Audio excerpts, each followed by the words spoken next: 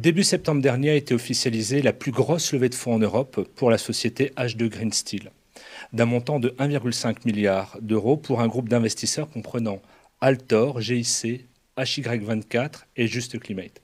Les fonds permettront d'ici 2025 de fabriquer la première giga aciérie en Suède qui permettra de produire un acier ayant un impact carbone réduit de 95%. Nous sommes accompagnés ce jour par Thierry Bosley, associé à la tête de la practice mondiale Private Equity du cabinet White & Case, et Irène Galli, collaboratrice White & Case basée au Caire, spécialisée dans le marché des capitaux et le financement des marchés d'infrastructure et énergie. Thierry, Irène, bonjour. Bonjour. Bonjour. Thierry, la transaction H2 Green Steel a reçu beaucoup d'attention de la presse. Pourriez-vous nous en dire quelques mots ? Oui, donc bien entendu, Pierre est tout d'abord très heureux d'être avec vous cet après-midi. Donc, chez White & Case, nous avons été honorés de pouvoir conseiller un consortium d'investisseurs. Vous les avez mentionnés, GIC, HY24, Altor et Just Climate, notamment dans cet investissement de 1,5 milliard d'euros en equity dans une société H2 Green Steel. Alors, qui est H2 Green Steel ? H2 Green Steel, c'est une entreprise basée en Suède dont l'ambition est d'accélérer la décarbonisation de la production d'acier. Or, tout le monde sait que cette production, elle est très consommatrice, ou plutôt elle est très productrice d'émissions de CO2. C'est donc un enjeu très important. Et donc, ce financement, cette levée de fonds, elle vise à permettre le développement d'une usine basée à Boden en Suède et qui va produire de l'acier dit vert. Alors, c'est intéressant à noter, et vous l'avez souligné en guise d'introduction, cette levée de fonds, cet investissement en private equity est aujourd'hui le plus important de l'année en Europe. Et c'est loin d'être anecdotique, parce que cela veut dire, en d'autres termes, qu'en 2023, l'investissement le plus important de l'année aura été dans un investissement à impact environnemental. On est très clairement dans cette évolution. Merci Thierry. Irène, cette transaction s'inscrit dans une tendance globale du private equity dit impact investing. Pourriez-vous nous donner votre perspective régionale sur cette tendance ? Avant d'aborder le sujet, je vais vous donner une définition de l'impact investing. L'impact investing, ce sont des investissements réalisés dans l'intention de produire un impact social ou environnemental mesurable en même temps qu'un profit financier. Le concept de l'impact investing a considérablement évolué au fil des années et continue de mûrir, surtout après la pandémie du Covid qui a créé divers défis économiques et sociaux auxquels aucun marché n'a pu s'épargner. Le impact investing a connu un grand succès dans les marchés développés et commence désormais à gagner de plus en plus d'importance dans les marchés émergents. Les investisseurs reconnaissent de plus en plus que les marchés émergents présentent un potentiel considérable pour produire un impact positif. Ces marchés présentent de grands besoins dans des domaines comme l'éducation, les énergies renouvelables ou la santé, par exemple. Et donc, les compagnies ou les entreprises qui offrent des solutions innovées et durables à ces besoins attirent les investisseurs d'impact.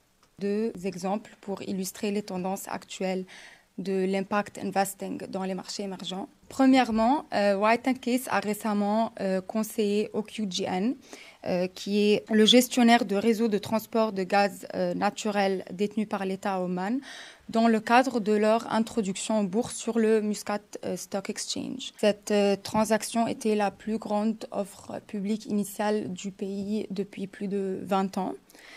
Et dans le cadre de cette introduction en bourse, Fluxys, qui est un groupe belge d'infrastructures de transport de gaz naturel indépendant, a agi comme investisseur de premier plan en s'engageant d'acquérir 4,9% des actions de OQGN cotées en bourse. Cette acquisition aurait pour but de créer une coopération stratégique entre les deux entreprises dans le développement de projets d'infrastructures d'hydrogène et de CO2 dans le pays et donc accélérer la transition énergétique dans le pays. Le deuxième exemple, je vais vous donner un exemple d'une compagnie de capital investissement d'impact en Égypte. Catalyst Private Equity est l'un des principaux gestionnaires de fonds de capital investissement en Égypte et a récemment lancé le premier fonds d'investissement d'impact en collaboration avec le UNDP. C'est donc le premier fonds d'investissement d'impact en Égypte et au Moyen-Orient. Et ce fonds a pour but d'investir dans les petites et moyennes entreprises dans la région du Moyen-Orient. Merci Irène. Thierry, sur un plan plus global, quelles sont les tendances et les raisons en termes d'impact investing? Pour rebondir sur ce que disait Irène, en réalité, c'est un mouvement qui a été initié par une nouvelle génération de LPs qui ont affirmé, avec beaucoup de fermeté d'ailleurs, vouloir associer la rentabilité de leurs investissements a également un impact sociétal positif. Et donc, on a vu une multiplication de fonds dédiés à l'impact investing. Mais le mouvement va beaucoup plus loin que cela. Aujourd'hui, en réalité, des questions telles que l'ESG, telles que l'impact, font partie intégrante des critères d'investissement de la très grande majorité des acteurs du monde du private equity. Pour le dire autrement, ces questions, finalement, sont au cœur même de la décision d'investissement, parce que les acteurs du private equity considèrent aujourd'hui que cette question, elle impacte en réalité, ou elle conditionne plutôt, la durabilité de l'entreprise et par voie de conséquence, la pérennité de l'investissement qui est effectué. On a donc en fait un mouvement assez important qui va mettre au cœur même de l'investissement la problématique de l'impact sociétal. Alors je trouve personnellement que cette évolution, elle est passionnante parce qu'elle met l'impact sociétal au cœur même de l'investissement. Et si vous me permettez de conclure sur ceci, en fait, elle donne une note d'optimisme pour l'évolution du secteur du private equity. Thierry, Irène, merci. Et nous vous remercions pour nous avoir partagé, je dirais, vos éclairages sur les tendances et les raisons du private equity et notamment sur l'impact investing. Merci. Merci Pierre. Merci Pierre.